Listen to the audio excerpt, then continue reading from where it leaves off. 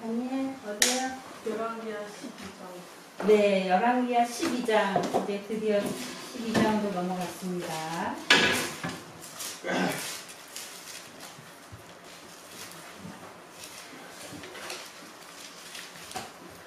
네, 1절부터 16절까지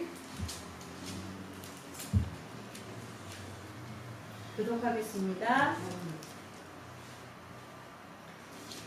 예후의 7년에 요아스가 위에 올라 예루살렘에서 40년을 치리하니라. 그 모친의 이름은 시비아라.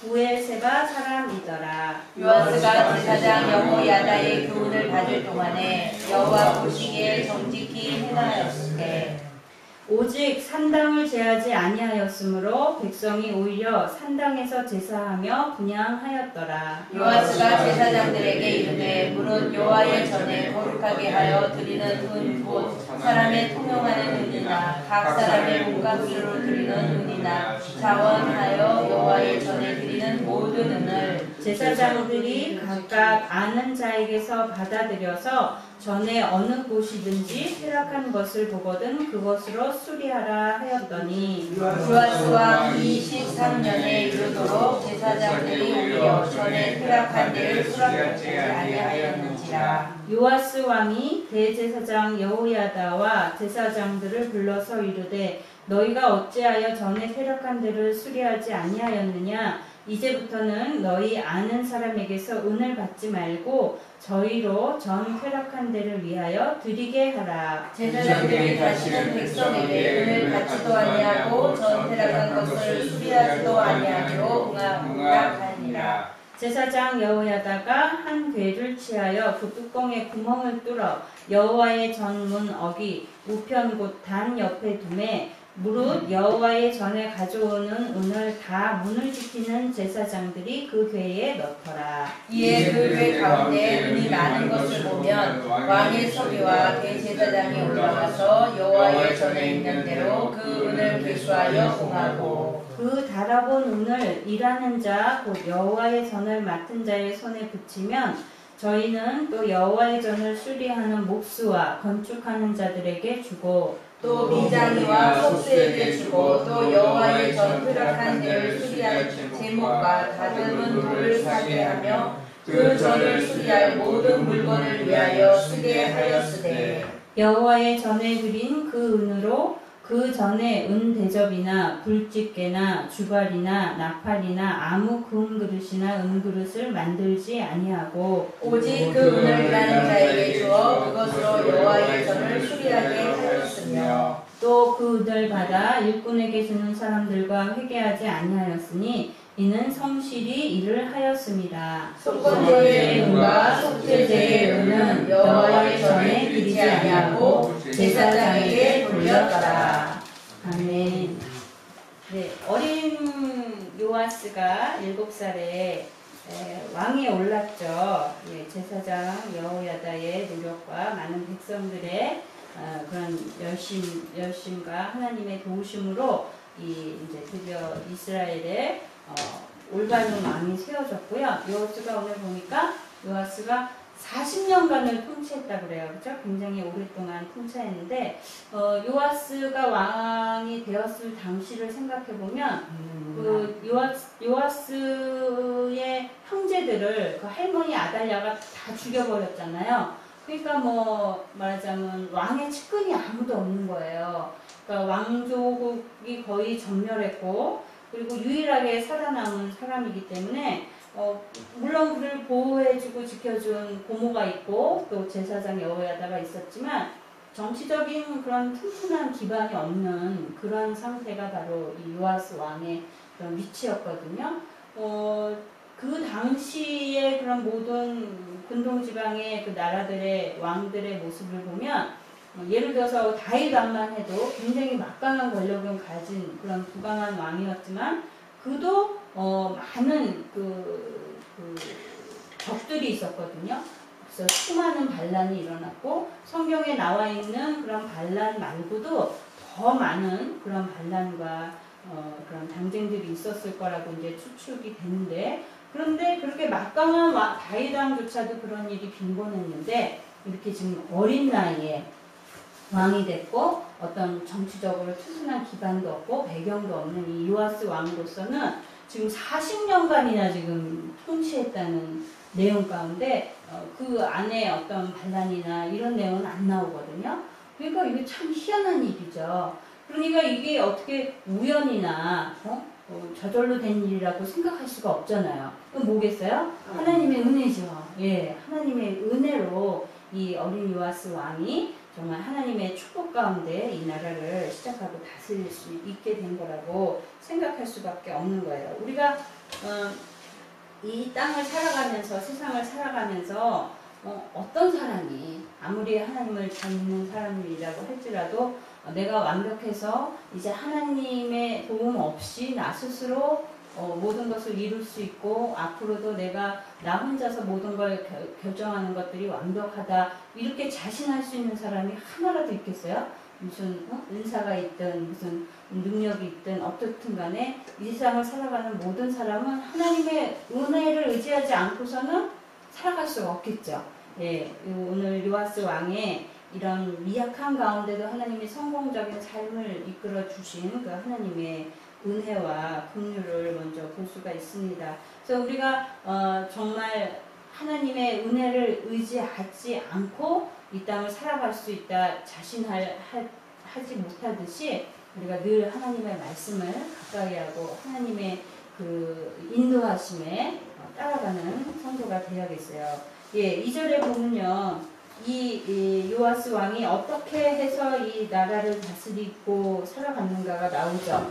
제사장 여호야다의 교훈을 받을 동안에 여호와 보시기에 정직히 행하였으되 여기 조금 약간 그늘진 암시가 조금은 더 있어요. 예, 어쨌든 제사장 여호야다의 교훈을 받는 동안은 여호와 보시기에 정직히 행했대요. 그러니까 제사장 여호야다를 통해서 하나님의 말씀과 율법을 교훈받고 그것을 따르고 살아가는 동안에는 또 하나님의 축복이 계속해서 이어졌다는 얘기죠.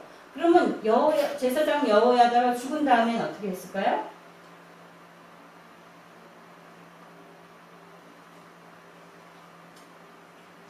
교훈을 받을 동안에 그럼 그것이 바로 암시예요.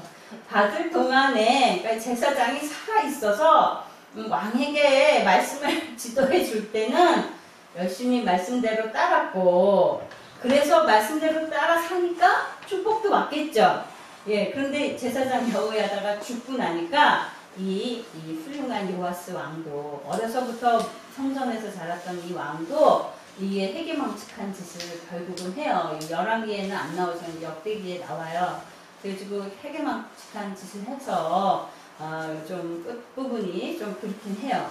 그러나 어쨌든 그가 여호와의 말씀을 받는 동안은 제사장에게서 그 교훈을 받는 동안에는 말씀대로 살았고 또 그만큼 하나님이 주시는 복을 누리는 그런 삶을 살았다고 할 수가 있어요. 그렇기 때문에 우리가 하나님의 말씀이 죽은 말씀이 아니고 살아계신 말씀이기 때문에 우리가 늘 하나님의 말씀을 받으면서 살아야 돼요. 매일매일 하나님이 주시는 계시해 주시는 말씀으로 하루를 시작하고 내 삶을 점검하고 그러지 않으면 말씀이 끊어지고 내게서 말씀이 중단되면 이 훌륭한 종교개혁을 일으킨 이 위대한 요아스도 결국은 망령된 짓을 한 것 같이 우리도 우리 자신을 어떻게 단정하고 단언할 수가 없는 거죠. 연약한 인간인 거죠. 물론 하나님이 우리에게 구원을 주셨고 우리 하나님의 자녀로 불러주셔서 이 하나님의 아들이라는 딸이라는 이 거룩한 신분을 우리가 소유했고 또 우리가 현재 어떻게 돼요? 우리 가운데 주의 성령께서 임하시는 거룩한 성전이라고 그러잖아요. 그런 상태임에도 그런 과정임에도 불구하고 여전히 우리 속에는 연약함이 있고 죄에 쉽게 끌려가는 그러한 연약한 존재이기 때문에 우리가 어느 때도 요아스 왕과 같은 이런 일이 벌어질 수 있는 거예요, 우리에게. 그러니까 우리가 아무리 어려서부터 또는 모태에서부터 모태신앙이라고 할지라도 누구도 장담할 수 없는 거죠. 그렇기 때문에 늘 겸손히 주의 말씀을 우리가 가까이 해야 되는 것이 가장 첫 번째 우리의 우선되는 삶의 시작이라고 할 수 있겠습니다. 이 요아스 왕은 참 복받는 사람인 거예요, 사실은. 물론 뭐 혈육이 다 죽고 그런 비참한 그런 지경을 당한 건 뭐 평범하지 않은 삶이긴 하지만, 그러나 그가 7살의 어린 나이에 왕으로서 40년간을 아주 평탄하게 살아갈 수 있었고, 그것이 하나님이 그의 왕으로서의 삶을 이스라엘을 위해서 축복하셨고, 하나님의 축복부터 시작된 아주 복된 삶이었다고 볼 수가 있죠. 아무나 경험할 수 없는 그런 좋은 다른 신앙으로, 더군다나 제사장의 지도를 받으면서 성전에서 자라났고, 하나님의 축복으로부터 시작이 된 거예요. 그런 그러니까 아주 좋은 출발을 했음에도 불구하고, 출발이 좋다고 할지라도, 시작이 복되다고 할지라도, 그 결론이 모두가 다 복되고 행복으로 끝난다고 보장할 수는 없는 거죠. 그죠? 그러면 그 과정이 중요한데, 시작이 복되고 하나님의 축복으로 시작했고 탄탄대로를 겪을수록 더 위험한 것이 뭐냐면, 그 속에서 교만이 일어나고 모든 것이 이제 자기가 이룬 것 같은 그러한 교만이 싹틀 수 있죠. 그런데다가 이 모든 것이 너무 평탄하니까 안이해지는 거죠. 그러니까 자기 자신의 실제적인 그 나약함과 악함에 대한 그 악한 본성에 대해서 망각하게 되는 거예요. 그러면 어떻게 되겠어요? 하나님 의지하는 게 점점 줄어들고, 자기 뜻과 자기 의지대로 하고 자기 본성에 의지하다 보면 점점 하나님에게서 멀어지는 그런 방심한 삶을 살게 되는 거죠. 그러면은 결국은 결말은 뭐예요? 하나님의 뜻대로 살지 못하면 결국 하나님의 축복과 그 은혜를 받지 못하는 거죠. 그 축복의 통로에서 끊어지는 결과가 오는 겁니다.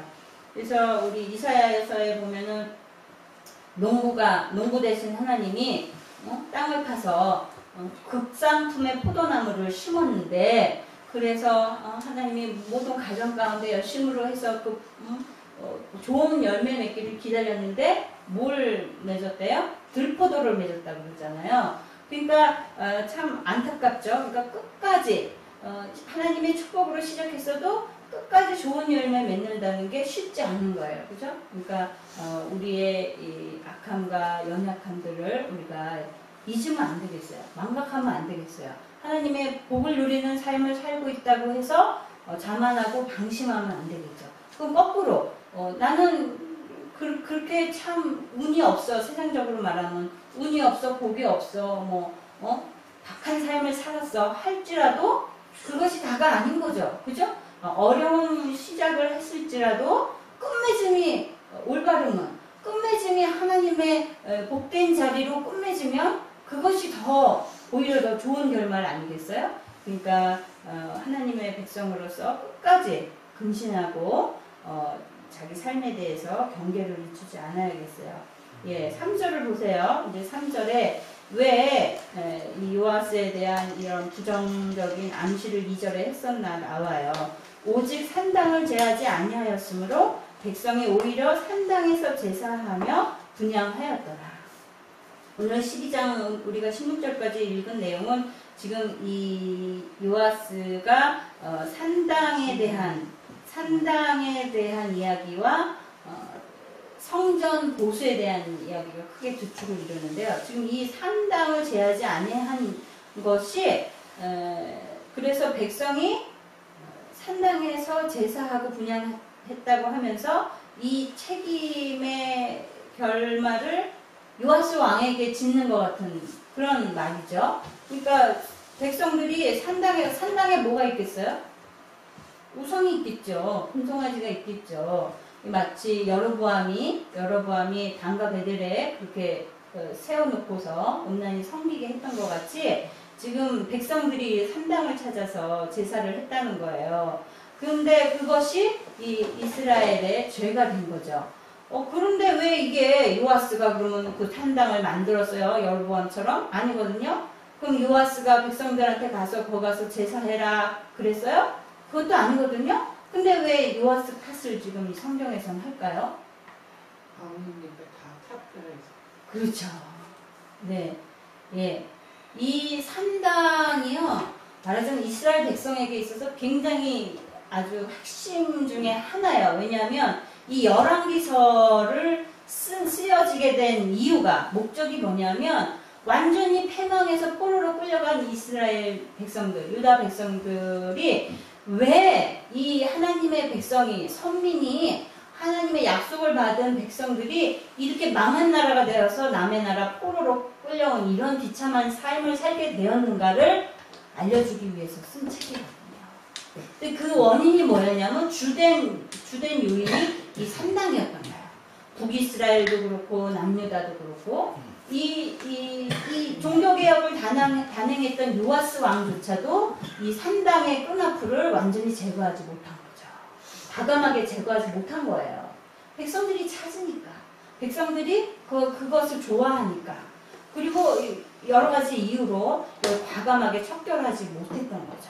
이게 아주 뿌리를 깊게 내려져서 끈질기게 이어져 가지고 계속해서 백성들이 여기서 우상을 숭배하고 이런, 약간 그 왕으로서 좀 제재를 하고 그러면 줄어들었다가 또 조금 방심하면 퍼졌다가 이런 일이 반복되지 않았겠어요? 그러므로 인해서 백성들은 영적으로 타락했고 결국 하나님의 그 진노의 원인이 돼서 온 이스라엘이 다 망하게 된 그런 원인 제공이 바로 이 산당을 통해서 시작이 됐던 거예요. 그러니까 요아스가 짓지도 않고 권장하지도 않았지만 종교개혁을 그렇게 단행을 하면서도 이 작은 산당들조차 그냥 단행하지 못하고 이것을 불씨로 남아둔 거. 그러니까 뭐예요? 직접적으로 자기가 죄를 짓거나 도모하지는 않았지만 그 죄가 벌어지고 있는 것들을 그냥 방관한 거. 그것이 하나님 보시기에 옳지 않았던 거예요. 우리가 이런 일이 흔히 그렇게 할 수 있잖아요. 분명히 죄인 걸 아는데 그것을 강력하게 막아서지 못하고 남이 죄 짓는 거에 대해서 그냥 아무 말 하지 못하는 거, 안 하는 거. 이런 건 방관이거든요. 이런 것이 원인이 돼서 이스라엘 민족이 망하게 되는 그런 결론을 얻게 된 거예요. 그러니까 하나님의 백성들은 자기가 그냥 죄를 짓지 않았으니까 괜찮다 하는 데서 끝나는 게 아니라 죄를 눈 감아주는 것도 죄에 동참하는 거랑 똑같게 성경에서는 이야기하고 있는 거죠. 우리 에스겔서 33장 6절 한번 읽어봅시다. 우리가 파수꾼 잘 이야기하는데요. 이 파수꾼이 얼마나 굉장히 어렵고 중요한 직책인지 몰라요. 나라의 패망도 좌우할 수 있는 그런 위치더라고요. 예, 33장 6절 시작. 그러나 파수꾼이 칼의 이망을 보고도 나팔을 불지 아니하여 백성에게 경고치 아니하므로 그 중에 한 사람이 그 임하는 칼에 재앙을 당하면 그는 자기 죄악 중에서 재앙가 되려니와 그 죄를 내가 파수꾼의 손에서 찾으리라. 아멘. 아유, 무섭죠? 파수꾼이 뭐 하는 사람이에요? 성문 위에서 저 멀리서 적이 오면 그에 합당한 신호를 나라에다 알려야 되는 거예요. 뭐 나팔을 불든지, 징을 치든지, 꽹과리를 치든지. 예, 당시에는 나팔을 불었죠.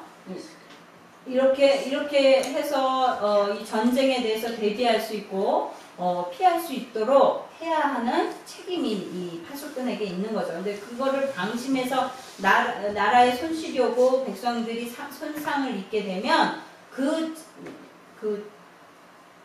책임을 파수꾼한테 하나님이 물으시겠다는 거예요. 네, 이제 4절을 볼까요? 이제 요아스가 제사장들에게 이르되 무릇 여호와의 전에 거룩하게 하여 드리는 은 곧 사람이 통용하는 은이나 각 사람이 몸값으로 드리는 은이나 자원하여 여호와의 전에 드리는 모든 은을 제사장들이 각각 아는 자에게서 받아들여서 전에 어느 곳이든지 퇴락한 것을 보거든 그것으로 수리하라 하였더니, 이제 성전 보수의 명을 요아스 왕이 내리는데요. 요때가 이제 2차로 이제 보수할 때가 23년 때였으니까 그 전에 이제 이 일을 시작한 거예요. 그러니까 왕이 돼서 7살에 왕이 돼서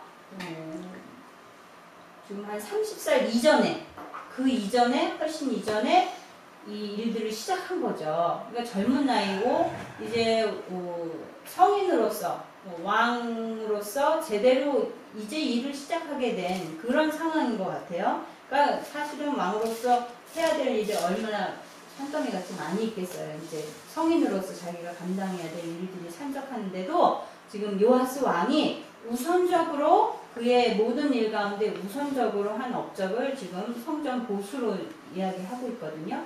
그러니까 그만큼 하나님의 성전에 대한 열정이 있었다는 거죠.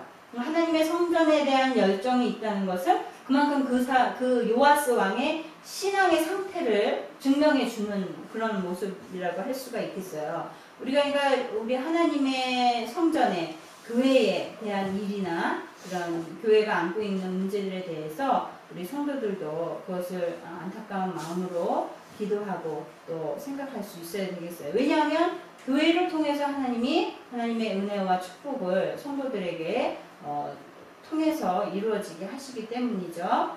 예, 이렇게 성전이 퇴락한 곳이 생긴 이유는요.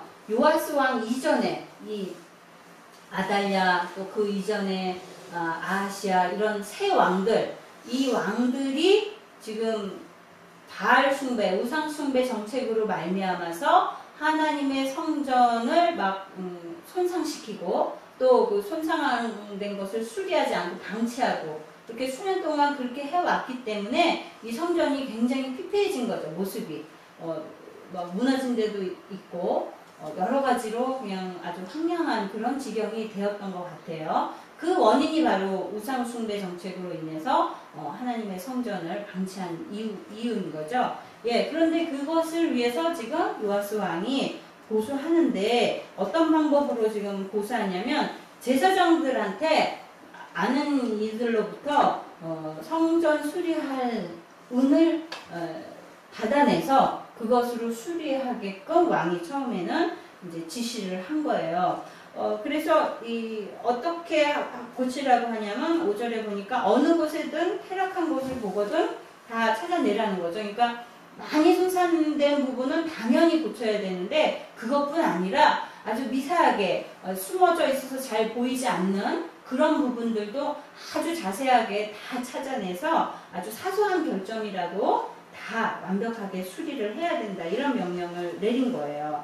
그러니까 우리 신앙생활에 있어서도 이걸 우리가 잘 적용해 본다면 별로 그렇게 큰 문제가 아닌 사소해 보이는 문제들도 그냥 소홀하게 넘어가지 않아야 되겠죠. 이 성전을 수리하는 이런 자세와 같이 우리 신앙생활에 있어서도 별거 아닌 것 같은 우리의 언행심사 이런 것들이 사실은 우리 안의 것들이 다 나오는 거거든요. 우리의 신앙 상태나 마음의 상태나 이런 것들이 우리의 말과 우리 행동을 통해서 다 보여주는 거기 때문에 우리가 우리의 언행심사를 굉장히 조심도 해야 되겠고 또 이런 것들이 바로잡혀지지 않으면 결국에 우리 영혼까지 피폐하게 만들 수도 있어요. 얼마 전에 제가 무슨 간증을 들었는데 누구냐면 이성미 왔어요. 이성미 저기 개그맨 캐나다 갔다가 온 여자. 참 우여곡절이 많은 삶을 살았죠. 그래서 참 불쌍한 여자인데 하나님을 만나가지고 그래도 신앙생활 잘 하면서 옛날에 캐나다에서 그 사는 거를 방송으로 본 적이 있거든요. 근데 그때 상황을 간증하는 것 같아요. 그 첫 번째 아들이 그 여러 스캔들이 있었던 사이에서 낳은 아들이잖아요. 그리고 다시 재혼하고 그런 걸 알고 있거든요. 근데 자기 고백이 그렇더라고요. 그 아들을 자기가 사랑하지 못했었대요. 근데 자기 사는 동안에 예수를 열심히 믿고 교회에서 집사인데 그렇게 욕을 많이 했대요. 자기가 그냥 아침에 눈 뜨면서부터 잠잘 때까지 튀어나오는 건 욕이었대요. 그 이성이가 전도를 했는지 누가 전도를 했는지 모르겠는데 그 후배 개그맨 중에 조혜련도 예수 믿더라고요. 깜짝 놀랐어요. 조혜련도 예수를 믿게 됐는데 그러더라고요. 그 사람 조혜련 간증하는 것도 나왔는데 보니까 그 성미 언니는 그 교회를 다니고 다 좋은데 자기가 예수 안 믿을 때 보니까 그렇게 욕을 많이 하더라고요. 이러면서 얘기를 하더라고요. 진짜 욕을 많이 했나 봐요. 그런데 아들한테도 그렇게 욕을 했대요. 그렇게 욕을 하고 이 썩을 그러면서 그 욕을 많이 했대요. 그게 이제 무슨 그 악의가 있어서 하는 건 아니죠. 습관이 된 거였죠. 그런데요, 어느 날 그날도 아들이 게임을 하고 있는데 아들이 그렇게 공부를 안 하더래요. 그래가지고 그날도 욕을 뒤통수에다 대고 욕을 해대면서 근데 아들이 벌떡 일어나가지고 그러더래요. 아니 집사라면서 교회에서 엄마 이렇게 욕하고 다니는 거 알아? 그리고 소리를 빽 지르더래요. 근데 갑자기 제가 너무 부끄럽더래요. 그래가지고 거기서 그냥 어떻게 해야 될지 몰라서 손을 들어가지고 아들을 때리려고 그냥 어디 엄마한테 그런 소리 하냐고 손을 번쩍 들었대요. 그때 손을 탁 잡더래요. 그리고 아들이 이제 힘이 세졌구나를 느꼈대요. 그러고서 하는데 너무 비참하더래요. 그리고 기도하는데 그래서 회개가 터졌나 봐요. 내가 아들의 그 말이 쟁쟁쟁 울리더래요. 교회 집사라면서 그 입술이 왜 이렇게 더럽냐고 그러는 소리가 쟁쟁쟁쟁쟁 울렸대요. 그런데 결정적으로 하나님 앞에 엎어진 게 뭐냐면 이 아들한테 그렇게 자기가 욕을 해댄 그 아들한테 문제가 생긴 거예요. 어떤 문제가 생기냐면 그 캐나다에서 아이들하고 왜 이렇게 왕따도 있고 그러잖아요. 근데 아마도 백인 아이였던 것 같은데 어떤 이렇게 공부도 못하고 아시아계 아이고 그러니까 좀 그랬나 보죠. 그러니까 사건이 일어나서 어떻게 자기를 방어한다고 밀친 게 이 아이가 크게 다친 거예요. 그래갖고 그 친구의 엄마한테서 연락이 왔는데 네 아들은 추방될 수도 있고 감옥 갈 수도 있다. 심각해진 거예요. 그랬는데 그 사건이 일어나니까 자기가 이제 막 두렵더래요. 하나님 두려워가지고 하나님 앞에 기도했더니 하나님 뭐라 그러시냐면 내가 네 아들을 네 입술에서 말한 대로 되게 해줄까? 이러시더래요. 그래도 그 사람은 그 음성을 들었나 봐요. 네가 네 입술에서 말하는 대로 네 아들을 만들어 줄까? 이렇게 물어보시더래요. 그래서 대성통곡을 하고 회개를 하고 그때부터 이걸 참가했겠죠. 하나님 그런 것조차도 우리가 그런 거 그냥 격스럽게 그냥 넘어갈 수도 있을지 모르지만 하나님은 우리의 신앙이 온전해지면 온전해질수록 그런 말 한마디조차도 우리에게서 온전한 것으로 우리에게서 나오기를 하나님 원하시는 것 같아요. 그리고서는 그 이후부터는 그 아들이 그러고서 엄마가 달라지니까 이 아들이 달라지는 거예요. 그리고서는 우리 아들이 미친 줄 알았대요. 공부를 하더래요. 그래갖고 우리 아들이 잘못됐나 보다. 진짜 이거 뭔 일 일어났나 보다. 그랬더니 그게 아니고 엄마 나 하나님 일을 해야 될 것 같아. 이러더니 신학교를 가겠다. 그것도 아주 좋은 대학, 좋다는 신앙, 아주 센 신학대학을 가겠다고 공부를 하더래요. 그래서 갔대는 어쨌든 그건 제가 지금까지 안 들었는데 하여튼 이 하나님이 신학교를 보내주셨어요. 기적이 일어난 거예요. 그 이후부터 이성미가 이제 하나님이 한국으로 가라고 그러시는데 자기가 이제까지 미워했던 그 아들이 하나님 일 하겠다고 하는 게 자기가 너무 불안하고 그래서 자기가 어떻게든 아들을 완벽하게 지켜주고 싶더래요. 근데 하나님이 한국으로 너는 가라고 그러시더래요. 아들은 거기서 공부하게 두고 아무것도 지원해주지 말라고 그러시더래요. 너무너무 가슴이 아프고 저려가지고 하나님 난 내 아들은 그렇게 못하겠어요. 내 아들 내가 잘 도와주고 싶어요. 최고로 되게 해주고 싶어요. 그랬더니 그러면 너는 네 아들 네가 데리고 살아라. 내가 안 돌봐줄 테니까. 그러시니까 너는 네 아들을 나한테 맡기고 한국으로 갈래? 응? 이러고 물어보시더래요. 그래가지고 알겠습니다. 그냥 억지로 손 들고 한국에 왔는데 한국에 와서 한국의 세태를 보니까 엄마들이 그냥 공부 최고 학벌 이러면서 대학 이러면서 애들을 다 망치고 있더래요. 애들이 영혼이 어떻게 되든지 말든지 교회 목사님이고 장로님이고 그런 거 그 간증을 통해서 그런 것들을 이야기들을 하는 걸 제가 들었어요. 네, 뭐 하다가 이렇게 됐죠? 네. 예. 어쨌든 우리가 이 요아스 왕이 많은 일들 중에서 정말 이 하나님의 성전을 보수하는 데에 정말 최우선순위로 이 일들을 한 것을 보고 있는데요. 6절에 보니까 6절에는 이게 지금 제대로 이어지지 않는 거예요. 보수가 되지 않는데 그 원인이 뭔가 보니까 이 금전적인 데 문제가 있어요.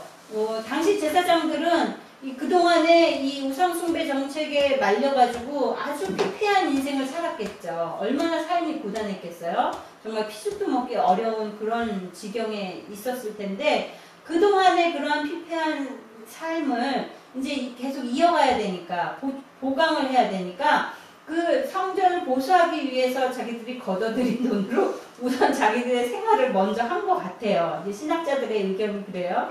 그러니까 성전 보수에 사용돼야 될 돈이 그 헌금까지도 그 제사장들의 그 생활에 쓸 수밖에 없는 그런 형편이 지금 현재 상황이었던 거죠.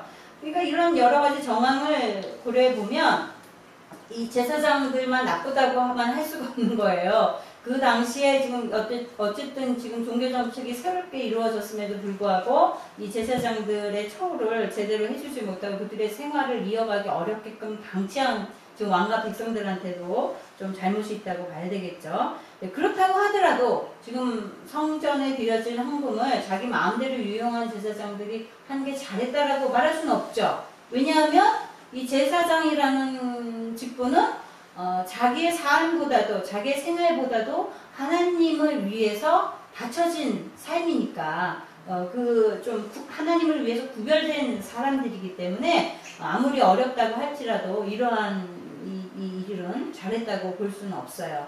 예, 사도 바울이 그랬죠. 군사로 다니는 자는 자기 생활에 얽매이는 자가 하나도 없나니 이는 군사로 모집한 자를 기쁘게 하려 함이라. 예, 하나님의 사람이 누구예요? 뭐 제사장만 하나님의 사람인가요?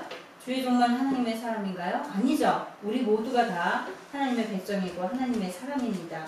우리는 정말 자기를 기쁘게 하기 위해서 있는 존재가 아니라 하나님을 기쁘시게 하기 위해서 이 땅 가운데 살아가는 존재들이에요. 그렇기 때문에 무엇보다도 나의 삶보다도 나의 일보다도 하나님을 위해서 먼저 시간과 헌신을 드려야 하는 신부님을 기억해야 되겠어요. 예, 이제 8절부터 11절까지의 내용은 이제 이게 제대로 진척이 안 되는 원인을 요아스가 잘 파악하고서 문제를 해결하는데요. 아주 신속하게 잘 해결을 합니다. 먼저 자기의 충성된 일꾼들을 먼저 파견을 해요. 서기를 보내가지고 이걸 관리하게 하고 제사장 여호야다는 대제사장이지만 그럼에도 불구하고 직접 나가서 은을 다 계수하고 이것을 담당하는 사람들한테 맡기는 일을 맡기고 또 성전 수리를 위해서 모은 은을 이 성전 수리에만 잘 쓰여질 수 있도록 하고 각각의 이런 일꾼들한테 적절한 위치에서 적절한 일들을 할 수 있도록 사역을 잘 분배하고 재정을 지금 관리하는 내용들이 나오거든요. 그러니까 그동안에 이제 잘못 진행됐던 거를 신속하게 빠르게 이걸 바로 잡으려고 하는 거죠. 성경에서는 죄를 범하지 말라는 교훈이 많죠. 범죄하지 말라, 죄짓지 마라 이런 교훈도 많이 강조하지만 부지불식간에 죄를 범했다면 그것을 속히 빨리 그것을 바로잡고 회개하고 온전하게 바로 서는 것에 대해서 사실은 더 많이 강조하고 있어요. 우리가 사복음서에 보면은 예수님께서 이제 유대 지도자들, 종교 지도자들하고 또 취약한 계층들, 뭐 창리나 세리 이런 사람들하고 다 상대를 하셨는데 각각 그들에게 대한 태도가 예수님의 태도가 아주 판이하게 달랐죠. 종교 지도자들한테는 이 독사의 자식들아 그러고 아주 그냥 저주를 퍼부으셨지만 혹독하게 아주 훈계하시고 그랬는데 이 창기와 세리들한테는 용서하시고 은혜를 베푸시고 축복하시고 그랬거든요. 전혀 다르게 반응하셨잖아요. 왜 그랬을까요? 왜 그랬죠? 그 원인은 그들이 예수님의 말씀에 대하는 태도에 따라서 예수님이 다르게 하신 거예요. 유대 종교 지도자들, 바리새인들과 서기관들도 다 예수님의 말씀을 와서 들었어요. 다 듣고 예수님께로부터 지적도 받았어요. 그러나 그들은 그것을 들으려고 하지 않고 고치려고 하지 않고 회개하지 않았거든요. 그런데요, 창기와 세리들은요, 예수님을 만나는 순간, 예수님을 만나는 즉시에, 때로는 그 나무에 올라간 누구죠? 삭개오 같은 경우에는 예수님으로부터 어떤 말씀도 듣지도 않고 예수님을 만나자마자 자기의 잘못을 시인하고 4배로 갚겠다 그러고 그리고 바로바로 시정하고 회개하거든요.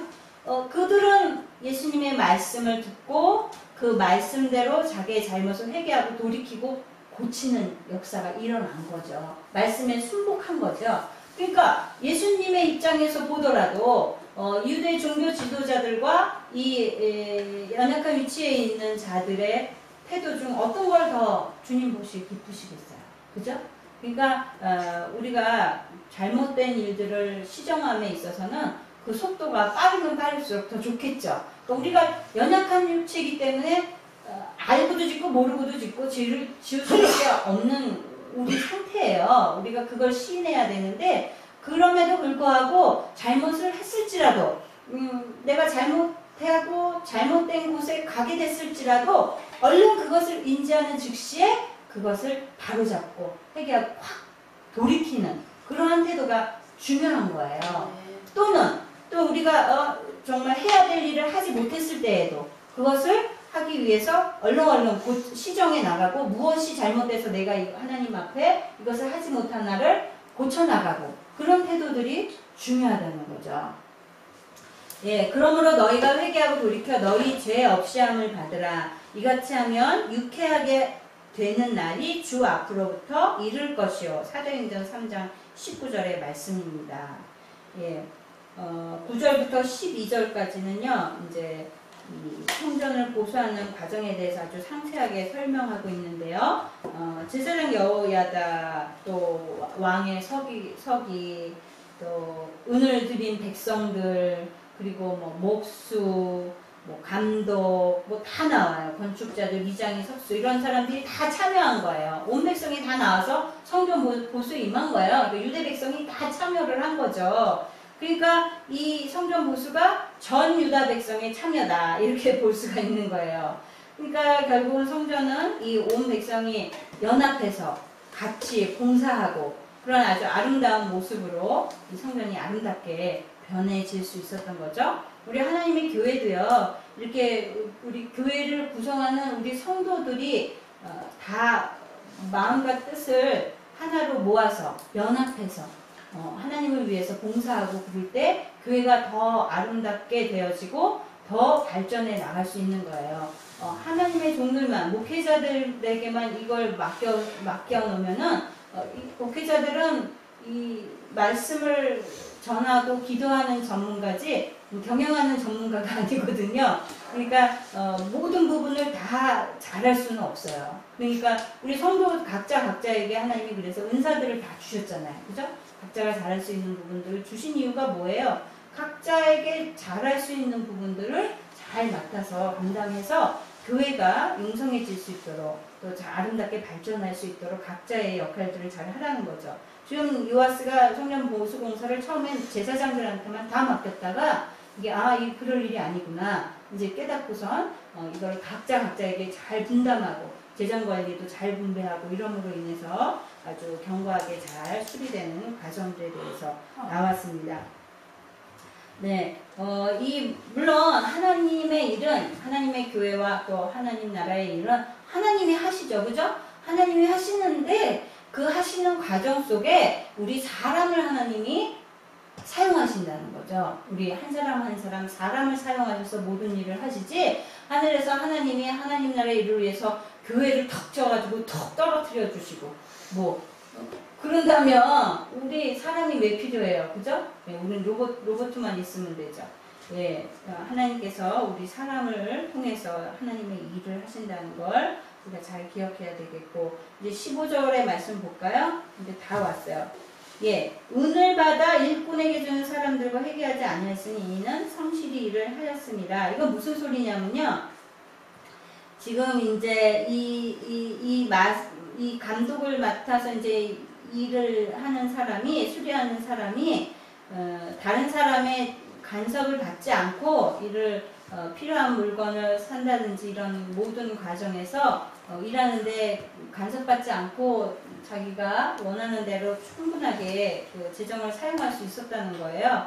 그러니까 이렇게 말하는 이유는 뭐냐면 그만큼 그 사람이 정직하고 성실하게 이 일들을 해냈기 때문에 그런 간섭을 할 필요가 없었다는 그런 의미로 지금 이야기를 하는 거예요. 이게 바로 하나님의 일을 하는 사람들의 가장 중요한 자질을 지금 얘기해 주고 있는 거예요. 정직과 성실함. 하나님이 대부분 무슨 나라의 일이나 무슨 교회의 일이나 능력이 있는 사람이 일을 한다 이렇게 생각하기 쉽지만 사실은 교회 역사 가운데서도 그런 일보다는 능력은 하나님의 능력이 하시면 돼요. 그죠? 하나님 능력이 없으면 하나님이 능력을 부어주시면 돼요. 근데 자기 능력으로 일을 하게 되면 자기 안에 있는 이 거짓과 이런 것들이 해결되지 않은 사람이 능력만 가지고 일하게 되면 그 과정 가운데 그런 거짓과 잘못된 일들이 다 드러나고 거기에 끼어들게 마련이죠. 그러면 그 결과는 하나님이 기뻐하시는 결과가 올 수가 없는 거예요. 그러니까 능력도 있으면 좋죠. 그러나 능력이 없으면 능력은 하나님이 주시는 거예요. 그러나 중요한 그 하나님의 일을 하는 자들의 그 자세는 뭐냐면 가져야 될 덕목은 정직함과 성실함이 굉장히 중요한 요소다. 지금 여기에서 볼 수가 있습니다. 그러니까 내 본성으로서 하는 거는 결코 아니죠. 하나님이 일을 하시는데 이러한 정직과 성실은 하나님의 일을 하는 사람들의 그 태도, 임하는 태도를 말해줄 수 있는 거죠. 지금 이 일을 맡은 사람들이 만약에 불성실하게 또 정직하지 않게 일들을 했다면 요아스가 벌인 이 거룩한 일이 온전하게 이루어졌겠어요? 불협화음이 많이 일어나고 그냥 시끄럽고 그랬겠죠. 불평불만이 일어나고 그러나 이들이 이렇게 정직하게 성실하게 이뤄졌기 때문에 이 역사들이 아주 속전속결로 잘 진행된 것을 우리가 볼 수 있습니다. 16절 마지막 절 보면요. 속건제의 은과 속죄제의 은은 여호와에 전해드리지 아니하고 제사장에게 돌렸더라. 이 뭐냐면 1차 성전 보수를 명했는데 이게 실패하니까 이거를 이제 조장했던 제사장들이 궁핍해서 일어난 일이잖아요. 그러니까 그들의 궁핍한 생계를 잘 배려해주고 문제를 해결했다는 그런 내용이에요. 그러니까 성전에 일하는 자들은 보수하는 자들은 그 성실하게 일을 했고 또 그 성전을 섬기는 제사장들도 이제 생계에 궁핍함이 없이 염려가 없으니까 제사장으로서 섬겨야 할 자기 본분에 전념할 수 있는 그런 상황이 되었다는 그런 이야기인 거예요. 그러니까 무슨 얼마나 이 성전 보수공사가 누구의 공으로 어떤 혁혁한 그런 업적을 남겼고 이런 걸로 지금 결론을 내지 않고 이것을 위해서 성실히 일한 자들 또 거기에 또 지속적으로 앞으로 일해야 되는 제사장들이 거기서 제사장의 직분을 잘 수행할 수 있는 위치로 바로 세워지는 이 과정들에 대해서 이야기를 하고 있는 거예요. 그러니까 어떤 공로나 결론을 이야기하는 것보다 그 과정 가운데 하나님이 사람을 바로 세우시는 이러한 과정을 얘기하고 있거든요. 이 성경의 많은 이야기들 중에 역사 가운데 하나님이 이루신 일들이 물론 어떤 일을 이루는 어떤 공로나 결론이나 이런 것들도 중요하지만 그 과정 가운데 사람이 세워지는 것에 하나님이 더 많이 초점을 두신 것을 시간을 투자하신 것을 볼 수가 있어요. 출애굽을 시키기 위해서 하나님이 모세를 부르셨잖아요. 모세를 부르시는 과정에서 어땠어요? 40살에 그가 자기 민족을 구원하려고 하다가 실패하죠. 자기 혈기를 하려다가 하나님이 그래서 몇 년을 그를 훈련하셔요? 40년. 지금 이스라엘 민족을 구출하기 위해서 모세 한 사람을 부르시는데 40년을 하나님이 시간을 투자하시는 거예요. 그래서 이 시간을 통해서 모세라는 한 사람을 바로 세우시고 그 사람을 통해서 온 이 이스라엘 백성을 구출해내는 일을 하게끔 하시는 거죠. 그뿐이 아니죠. 우리 예수님께서 또 그 이후에 출애굽 이후에는 어때요? 뭐 한 달 반이면 갈 수 있는, 몇 달이면 갈 수 있는 거리도 하나님이 왜 40년의 광야의 시간을 빙빙 돌려서 이 이스라엘 민족을 인도하셨나요? 하나님의 백성으로서 그 믿음을 가나안 땅에 들어가서 온전히 지키며 싸울 수 있는 하나님의 백성을 만들려고 40년 광야의 그 긴 세월 동안에 훈련하신 거예요. 그러니까 결국 어떤 업적보다도 하나님은 사람에게 더 초점을 맞추고 계신다는 걸 알 수 있어요. 우리 예수님을 3년 넘는 시간을 가지셨는데요. 그때 하나님 나라를 선포하시면서 주된 하신 일이 뭐예요? 예수님이 12제자를 바로 세우시는 일에 집중하셨어요.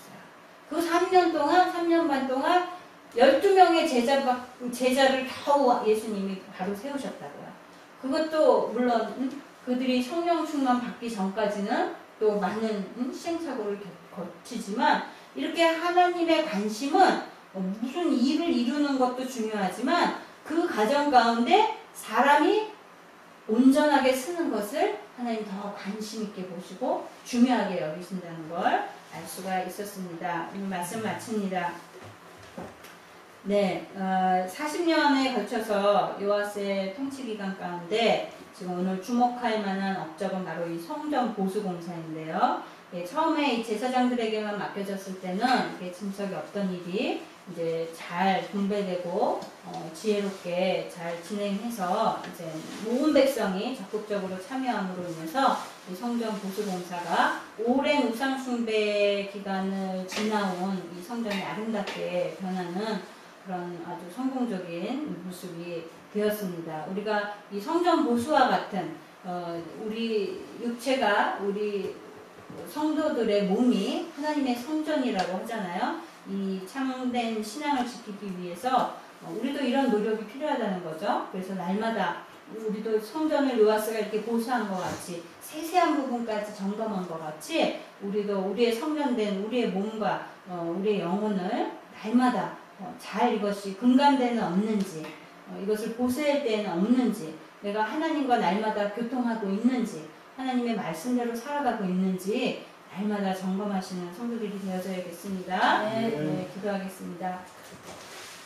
전능하신 하나님 아버지 감사합니다. 하나님 오늘 요아스를 통하여서 우리에게 주신 정말 이 성전 보수 공사의 이 과정들과 하나님께서 무엇보다도 사람을 중요히 여기시며 우리가 온전히 바로 서기를 하나님이 기다리시고 원하시는 것을 보았습니다. 하나님 우리 내유동교회 정말 이 얼마 되지 않는 성도들이지만 하나님께서 사랑하시고 구별하셔서 이 통일로 가운데 정말 이 교회를 세워주시고 이곳에 하나님이 심으셨습니다. 하나님 우리들에게 맡겨주신 사명이 무엇인지를 우리가 날마다 아버지 깨달으며 하나님 우리에게 주신 사명을 잘 완수하는 하나님의 일꾼들로서 성장하여 나갈 수 있도록 붙잡아 주시기를 원합니다. 남은 3일도 우리 각자가 서 있는 정말 각자의 위치 가운데서 하나님의 자녀로서의 그런 온전한 모습으로 잘 세워지고